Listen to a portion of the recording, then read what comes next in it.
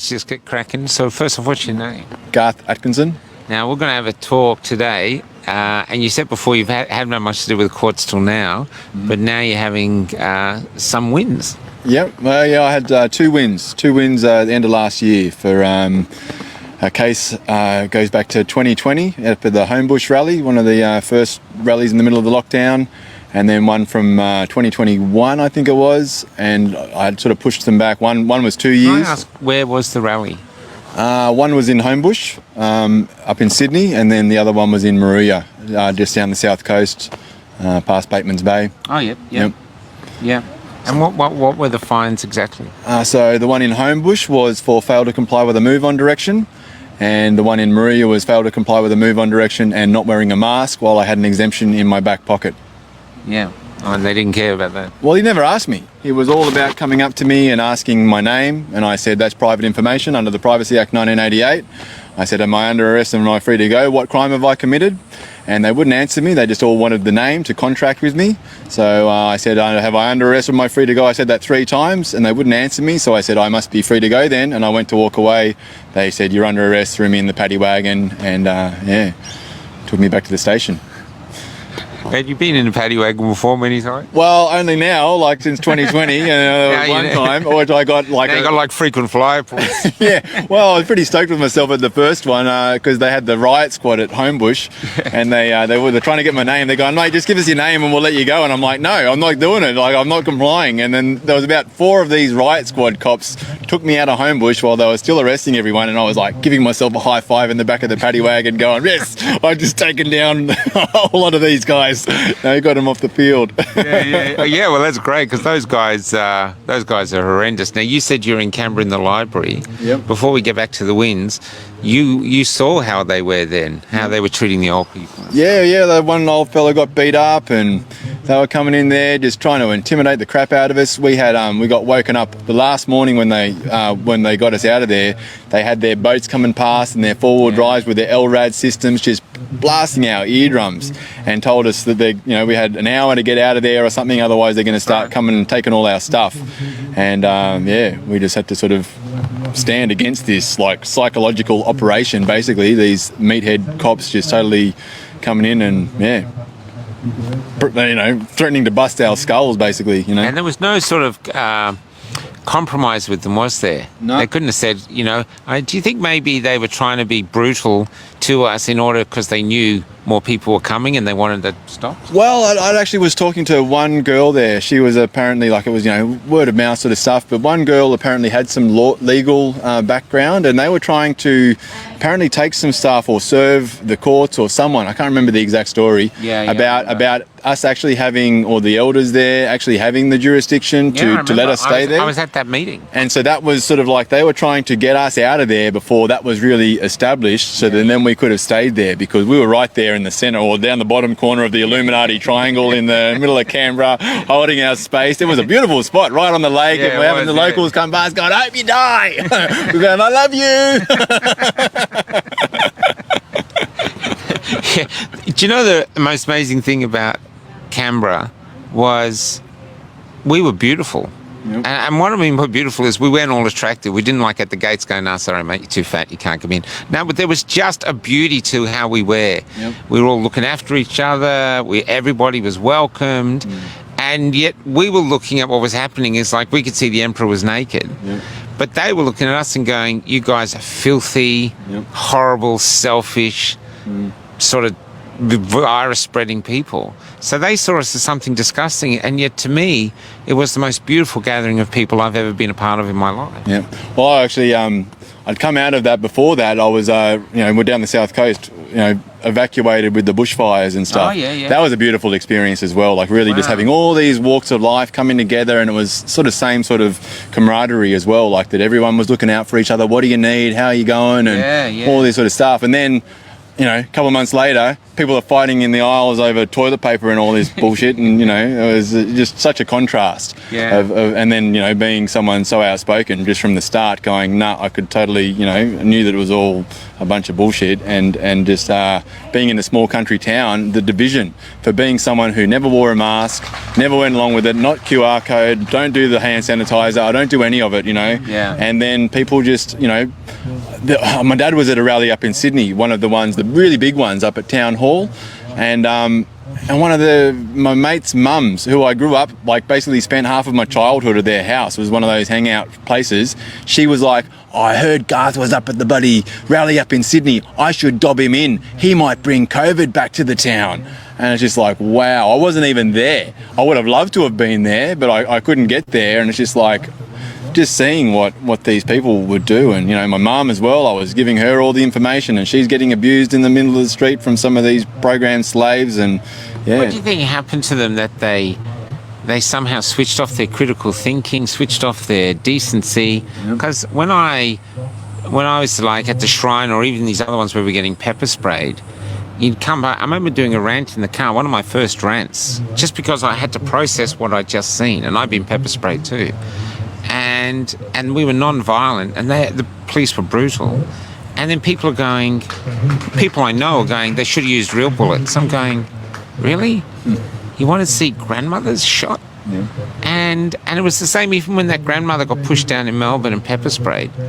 People went outraged. They were like, yeah, well, she shouldn't have been there. What happened? How do you reconcile that? Or do you have any answers? Because I'm baffled. Well, I think, it's just the programming. They call it programming for a reason. These people are just bombarded 24/7. You tell a lie often enough and it becomes the truth, or it becomes reporting, or whatever, science. So these people, they just forgot how to think. It's just this fear campaign. And I think it just shows how much people just give in to that, and the fear just really takes over. And they just want to take out this person. They sort of get put into the compliant sort of meek people like that. All of a sudden, they sort of feel this sense of authority, or whatever it is, self-worth, because they see someone who's just not going along with it as this threat. And then they don't have that strength in them, but then they have this group mentality to be part of the pack and be like, it's like a kid, the bullies picking on kids, and all the other kids singling out the weird kid, the outcast. Yeah. They're part of this big pack to be able to just, to jump on them, I think that's kind of this psychological, and these people, pushing this whole thing, they know that human nature of how people go along with it like that, and how they can control the masses into doing those things. Yeah. So let's go back to the court case. So you're going into court. You got these. Did you have two separate cases, or they do them at once? No, two separate cases. So I had to go up to Burwood. So I got in touch with a common law group up in Sydney, and I learnt. Oh, what was their name again? Just so anyone. Hopefully they don't mind me saying the name. It's whatever. I'm sure they would. They're happy to teach people. It's Common Law Assembly Western Sydney. They've got a pretty good reputation as having a lot of wins. There's some really switched on guys there doing a lot of amazing things. Affidavit of status, one of the guys is doing, which is basically an affidavit which apparently will trump any other form of identification. So because you can get that signed in, or you do get it signed in front of, I think, several JPs is the way that it works. And if you get pulled over by a cop, and again, they're just wanting you to be the name, the dead corporation. But this thing trumps any other passport, driver's license, any other form of ID, because you've stated yourself as the living man, not their corporation, and that's been witnessed by JPs. So it's a legal document. So with my court cases, I had an affidavit stating that I'm a living man and I'm not their dead corporation, and I filed that into the court. And with that, I also had a script that I spent the 6 hours driving to Sydney, just line 1, line 2, line 1, line 2, line 3, line 1, line 2, line 3, line 4. I just completely melted my brain just practicing this thing the whole time until I just had it just ingrained into my being, and went into the courts. And so the first one, it was the Burwood matter. It was pretty quick. It was already going to hearing. They'd already sort of ruled, basically, guilty, not guilty. anyway, so I went in there, and basically, so straight off the bat, the judge, he's saying, all right, Mr. Atkinson. And that's my first rebut the contract. So I'm saying, do not call me Mr. Atkinson. I'm Garth and only Garth. And so that's advice. If you say yes to Mr., then you've just agreed to contract. If they say sit down here, you've just agreed to contract. It's like a teacher. You're following orders from the teacher. So I'm move the microphone over here, and stand there. No, I'm fine, thank you. I'll stand here. Take control of the stage, and be your own man. And so he's calling me Mr. Atkinson. This judge, he was calling me Mr. Atkinson a few times, and I just kept on pulling him up. I'm going, do not call me Mr. Atkinson. I'm Garth and only Garth. To which he said, you're being very rude. And I said, well, you keep on calling me Mr. Atkinson. And then he just stopped calling me anything at all. So, basically you're shutting down, you're not consenting to be the name. And then the next part, contract that you're having to really knock back is guilty or not guilty. Or as well, just establishing the fact that I have the affidavit in, and I'm saying the prosecution has not responded to the affidavit with a written affidavit under the penalty of perjury. Really sort of pushing that point home, that they need to respond to that, otherwise that affidavit stands as a legal truth. And then, so the next thing is to enter the contract. The guilty or not guilty, which is another contract. And I'm saying, well, I'll enter a plea when you show me the law that says I have to make a plea. And then they're trying to make a plea on your behalf. And then I said, well, you cannot practice law from the bench, and we have no signed bilateral agreement for you to represent me. So it's just all about shutting down all their offers of contracting and learning this language, seeing where they want to take it. It wasn't always going like that. I had to take that into the second case as well. And it wasn't always in that order, but you just got to get free flow, identify what they're doing, and just learn how to respond. Anyway, so with the first case, they couldn't acknowledge what I was doing. So he had to basically try to look for a way out. He couldn't say to the cops, he's right, he doesn't have jurisdiction over you. So he's had to say, well, do you know what would happen if you plead guilty today because your case is over 2 years old? And I said, I thought he was trying to trick me. And I said, no, I don't know. And he said, well, because your case is over 2 years old, if you plead guilty, I'll dismiss the charges. And again, I thought he was trying to trick me. And I've just said, I had my dad in the back of the court, and he said, plead guilty. And I'm like, all right, guilty. And he said, case dismissed, get out of my courtroom. And my dad's been doing this stuff for a while as well, and he said to that he was acknowledging that I was a living man in their dead corporate system. He's just saying, you have no place in our court as a living man for these dead things, these dead corporations, so get out of here. And I'm pretty frustrated, obviously. And then, so I had my next case a month later, and it was, same sort of thing. They're wanting to call me up. It was actually, well, it was a lot longer. It was an hour. They're wanting to call me up to the witness stand, and I'm saying, no, you haven't established jurisdiction. That's not necessary. As soon as, you agree to that, you're agreeing that they even have jurisdiction to hear the case over you. Mm-hmm. So I was just like, no, that's not necessary. They said, you want to come up and watch the body cam? No, thank you. I don't need to. We haven't established jurisdiction here, so that's not necessary. And the cop was up there reading his statement out for an hour. And, I was just totally ignoring him. I'm sitting there in the back of the court with Dad, going, who's this Mr. Atkinson bloke? I don't know, because it's not me. That's the corporation, the dead capital name entity. And anyway, so it was that same sort of thing. They're trying to call me up. They're actually even trying to dispute the move on direction. And I was like, no, I didn't want to even engage with that, because otherwise, again, I would have been acknowledging that, or saying to them that they had jurisdiction. And then they started talking about the mask fine. And actually, in my mention, I'd filed in my statutory declaration in form of a mask exemption, proving all the list of reasons why wearing a mask causes harm. And I said, actually, I'd filed, they weren't aware of it. And I said, I had an affidavit or a statutory declaration filed into the court, into the case at my mention, and he didn't know it, and I passed it up to him. And he read the whole thing onto the court with all these cops and everyone sitting around there about all the reasons that wearing a mask causes harm, increases your carbon dioxide and raises your cortisol level. And he's kind of reading it and like, anyway. The magistrate. Yeah, he read the whole thing, and he's kind of, reading, he read my affidavit as well, which is saying all this, I'm a living man, and he's going, well, apparently Mr. Atkins or Garth thinks that, the courts doesn't have jurisdiction over him, sort of playing a little bit dumb, but after all the hour, basically he said at the end, he said, all right, well, tell me about your character. And I got up there. It was a failed to comply with a move on direction and not wearing a mask. So I said, oh, well, I love nature. I love breathing fresh air, which is a little bit of a jab back to the mask thing. And I said, I see the way the world is going at the moment, and my main focus is wanting to, get into local community food production, which I think is so important for all of us in the coming times. Everything is about to get really expensive, fuel, food, everything. They've been printing up so much money that it's devalued the purchasing power of every other dollar. So that's how they're going to get us into their universal basic income. Digital ID through government dependency has been so increased. Anyway, so he said, well, you've got a good character and you've got a clean record, so I'm going to dismiss the charges. Wow. Yep, and that was it. And what they still, about a month or so later, they've still received a letter in the post saying that I owed them $350. The original charges was for $1,100.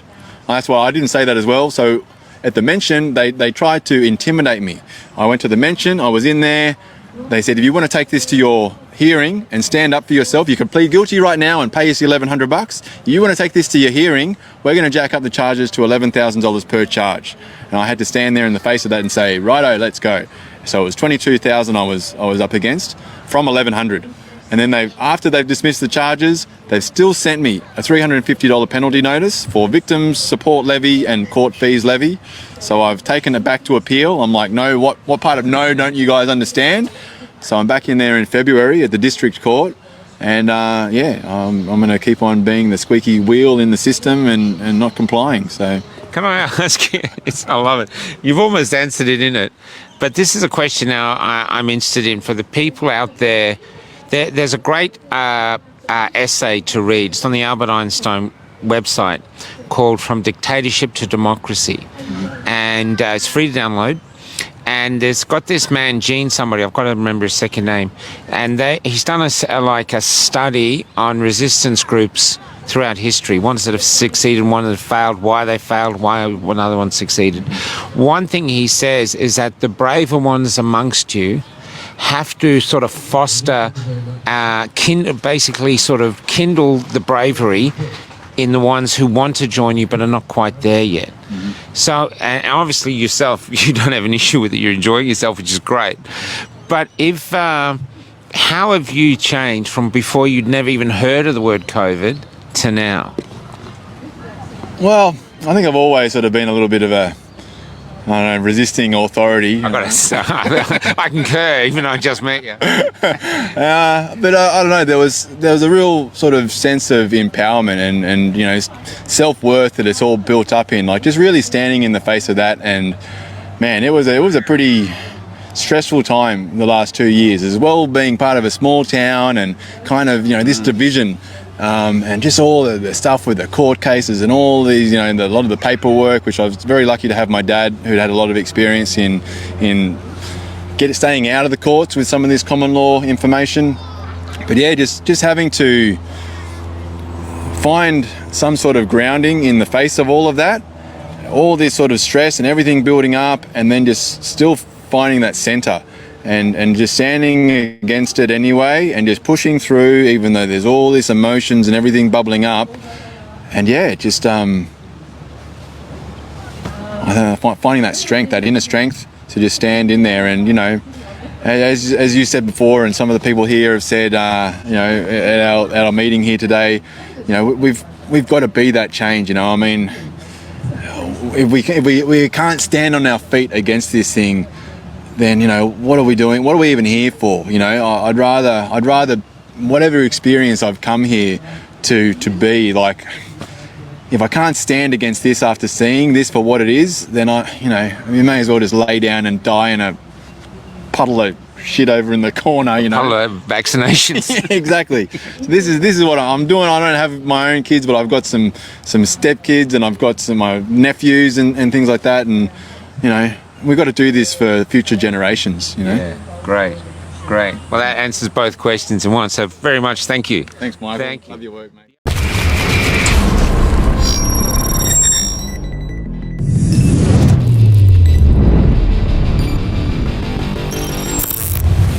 Gary Braun. How you doing, Gary? I'm good. How are you? Yeah, I'm great. Thanks, mate. Thanks for coming on. Yeah, I was actually introduced to you through John Wedger. I guess he's sort of a mutual connection of ours. And he mentioned actually in our podcast, he said a friend of mine's done this book, and it just covers everything in the esoteric, everything to do with symbolism and numerology and spells and spelling. And so I got the book. You kindly sent me 2 books, which I've actually sent one of them on to my other friend. And just send them on. Yeah. And here it is, everyone. This is the book. And it's absolutely brilliant because it's so thorough, but at the same time so easy to read. Because a lot of these books, they're so dense, they're so chewy that you get a bit like, a bit of brain fog reading it. But this is an absolutely fantastic book. So do you want to explain a little bit of that, Gary? It seems to it's touched a thing with people that they are questioning now, and that's what we've got to do. And as soon as you start going into these things and the facts, because I've written it so people can fact check and do their own research, and that's when you realise, hang on, our existence isn't what you think it is. We are living in the Truman Show. That's the way I feel about it. So the second book is about numbers and all the resonance with gematria and numbers and planetary movements and pyramids. So how I've ended up doing this, I don't know, but it's all because they don't want us in the imperial system of measurement. They want us in the metric system because it's a different way of controlling numbers. And it's the same with just this one is just on the basics of some words, really, and how they control the narrative. And it starts with our birth and it ends with the corpse. And I say in the book, my parents lived this from womb to tomb, and they knew nothing about it. They knew nothing about this stuff. And it's just it's a crying shame that parents have all the power. Women have all the power. They just don't realize it. Because the moment they register that child and commit that child to the state with the birth certificate registration, it's game over. And you've got to claw and scramble your way out of that system, which I did with my certificate of live birth. But once you're in, you're in. And it's quite dark when you really start drilling into it. Okay. Yeah, so there's a lot to go into there, and I would love to get into the birth certificate stuff and what that really means. And I don't know whether you'd like to start there, or maybe we could just start with the notion of words and spells themselves. Maybe that's a good... Yeah. Well, spelling from the French of grimoire, from the grimoire, the Grimms. They were books of incantation. And these books of incantation is where we get our dictionaries from, and that by pronouncing words in very different ways, you can lay a line out as a trap for fools. And the birth certificate is a good example of how they twist the words from a ship appearing and manifesting and delivering a product. Whereas, I'm probably talking to a very well-educated audience here, but for those that we're just trying to help get up to speed, a female like a ship delivers a product, and all the terms are water terms. A ship's kept in a dock, a baby is delivered by the dock, and then you get into the four corner rule, but we can visit that a bit later. Which then goes into money and all money water terms, and again we can go into that later. But the words themselves are words on the phonics side are quite scary when you realise where all this stuff started. And I'm working towards doing another piece with going back with our real history. The history we're taught at school is rubbish. I was brought up with the Second World War, maybe a little bit about Francis Ferdinand and the First, and the spinning jenny and the mule in terms of making cloth. But that was the only history I was taught. Whereas we should be going back to the Phoenicians and the Venetians and the Arcadians, and the origin of our species. And where all these terms come from, and when you start realizing that the words of phonics or the sounds the Phoenicians were the sound masters. They, even biblically, they were written about. You know, the trumpets of Jerusalem and moving objects with sound, and it's in the language itself. So you have phonics, you have the telephone. When you're lying, you are a phony. These words are there, but you just can't see. And it's not until someone points it out to you, then you realise. And like I write in the book, a gestalt is when the mind is sort of fractured for you to see these things. And then once you're there, there's no going back. It's the red or the blue pill moment, isn't it? It's the breaking of the spell, and that's where we get the word spelling from. And I think people, when you say that to people, they laugh at you like you're a bit mad. But then you go, well, what does the word spelling actually mean? A spell is like casting a series of words to affect your mood. It can either uplift you or can put you into the doldrums, right? So what is more magical than the word, than a spell, than a word? Well, it's. I mean, far greater minds than mine have gone into this. You know, you have the word, the pen is mightier than the sword. Well, if you take the letter S off the sword, you get word. So the whole spelling and the construction and the origin or etymology of a word is really important. People just don't get it because they're not shown from a very young age. With the housing estate I grew up on, where there was shooting, is very different to the estate that Boris Johnson grew up where there's shooting. You know, they're two completely different. Yes, they're the same words. They're the same words, but they mean completely different things. And we're tricked by emphasis, I think, in a lot of cases. So we lock ourselves into a low resonance, is the way I see it, and we try and cope with what we cope with, but without knowing the rule book. If you don't know the rule book and you play rugby, I used to play a lot of rugby. I was, I was one of the guys in the middle of the scrum. If you don't know the rules, you're going to get hurt. You're going to get hurt, badly hurt. So by not knowing the rules and you're trying to play a game that you don't know what the rules are, you're in a whole heap of trouble. And we are in a whole heap of trouble. And if you look at the mess around us now, with this pandemic, you know, it's and you start looking into the math, and it's the same thing with numbers.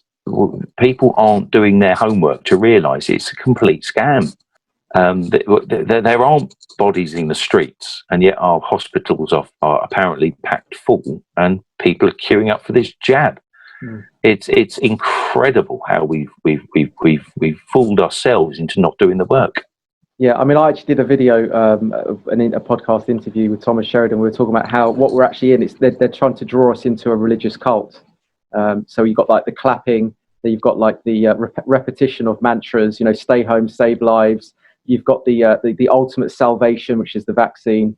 You've got the conditioning through fear and panic. You know, they've got the tiny rewards and also punishment. They've got the isolation. You know, so it's all like kind of religious cult-like behavior that we've been drawn into. And I believe that we're actually all being drawn into a one world religion, and that religion is scientism. And so you have the men in the white gowns, the white coats. You've got the Pope, the High Priest, Bill Gates. You know, you've got the church is the NHS. It's all a kind of a secular version of a secular religion, basically. Yeah, and in the book, I mentioned something called the chant of three. And it's the mantra of how the left brain and the right brain works with your frontal cortex. So I explain how that kind of works. But the chant of three is just when you see the letters of three or the words of three, you know, build back better. I wrote that book in 2019. So all this stuff didn't exist then, but you see it now.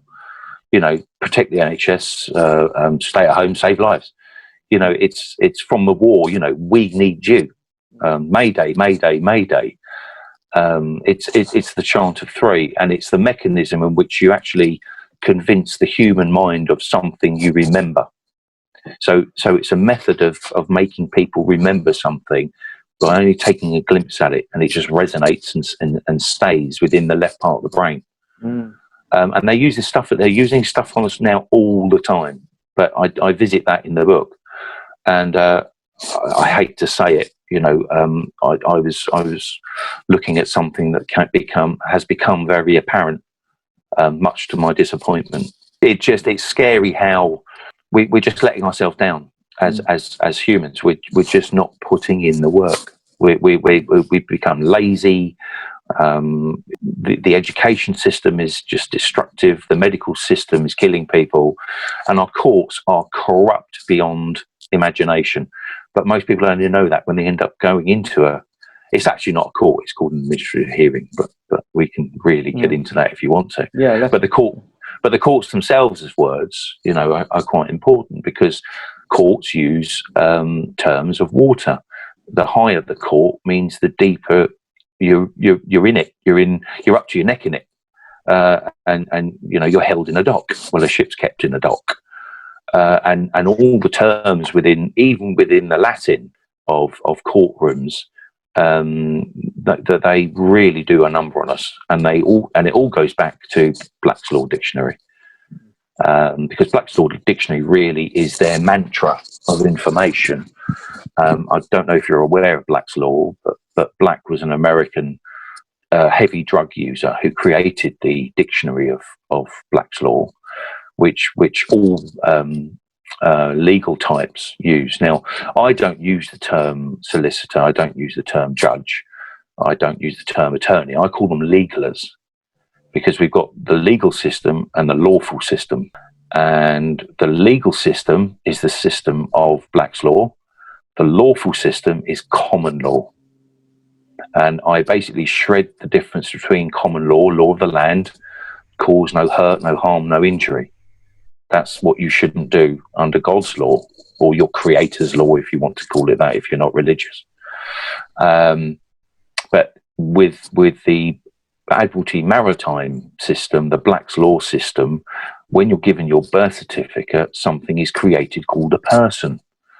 And if you go into Black's Law and look up edition 3613, you'll find that the word person means a fiction, something, and also it says thing refer to monster. You turn to monster and it says dead. So the guy who set up monster.co.uk, biggest consultancy for job finding, he's telling you in his language, monster.co.uk, you're dead, you're a monster in law, and I'm going to find you a job.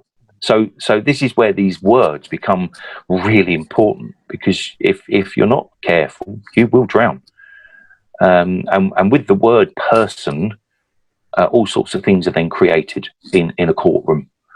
I don't visit it in a book, but when I've gone to help people who are losing their homes or things are starting to go horribly wrong, I've worked out a little trick, and they hate me in courtrooms. I've done this now pretty much 35 times, and even to the point now where 2 months ago I went to a court to help a woman, and the case was at 3:30 in the afternoon.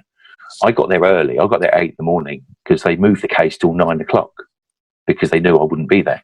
But I had my nose pressed against the glass waiting to get in. So when I go into a court, I basically have two books. I have the Black's Law Dictionary in my left hand, and I have the Oxford English Dictionary in my right hand. And I say, before anything starts, I say, what language are we talking here today? Are we talking the English, Oxford English Dictionary language, or are we talking Black's Law, the book of necromancy? And they hate that. They despise that. Because basically I tell them, do you see a man in front of you, or do you see a person, a thing, a monster, something that's dead? Because if you do see a person, you've got some mental health issues as a judge, and every case you've resided over needs to be revisited. They freak. They absolutely, they go banzai, apoplectic. They just can't get me out of the courtroom quick enough. So what happens is they cancel the case, and it never seems to come back.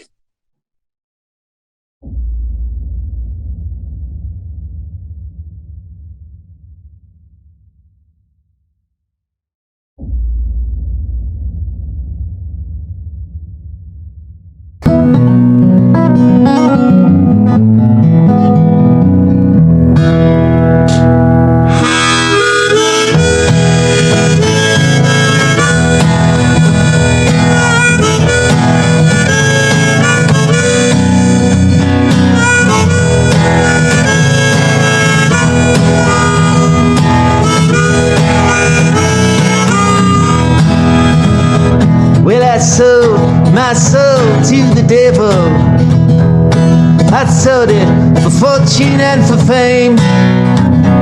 Well, I'm starting to regret my decision. I wish I had my soul back again.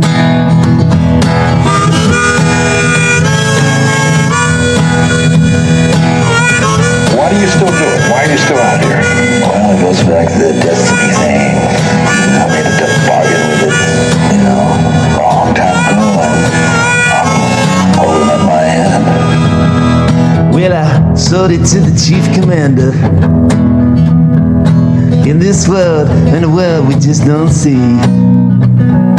Well, I'm keeping up my end of the bargain, and this will be my destiny. Yes, I sold my soul to the devil. I sold it for fortune and for fame. Well, I'm starting to regret my decision. I wish I had my soul back again. What was your bargain? To get where I am now. Should I ask who you made the bargain with the chief commander. On this earth? On this earth and then in the world we can't see. Well, the devil gave me things I'd always dreamed of. In fact, that dude wrote all of my songs. They were magically crafted from the darkest of realms. The wizard makes you blindly sing along. So sing along, 'cause I sold my soul to the devil. I sold it for fortune and for fame. Well, I'm starting to regret my decision. I wish I had my soul back again.